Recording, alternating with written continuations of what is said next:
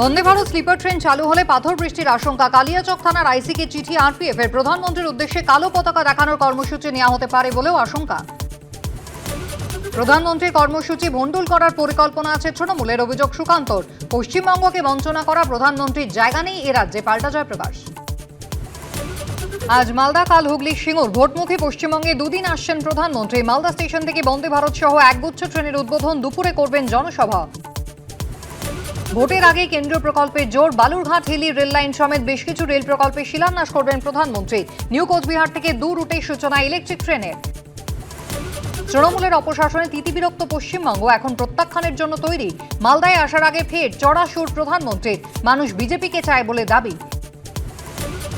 ঝাড়খণ্ডে পরিযায়ী শ্রমিকের মৃত্যু ঘিরে সিএএ ওয়াকফের দুঃস্বপ্ন ফিরল বেলডাঙ্গায়। ঘণ্টার পর ঘণ্টা রেল, জাতীয় সড়ক অবরোধ, দর্শক পুলিশ। নৈরাজ্যের আগুনে জ্বলছে বেলডাঙ্গা। এরা ইচ্ছা করে বাংলায় দাঙ্গা লাগানোর চেষ্টা করছে। পুলিশ মন্ত্রী বলে গেছেন শুক্রবার একটি বিশেষ দিন, ওরা একটু প্রতিবাদ করে থাকে।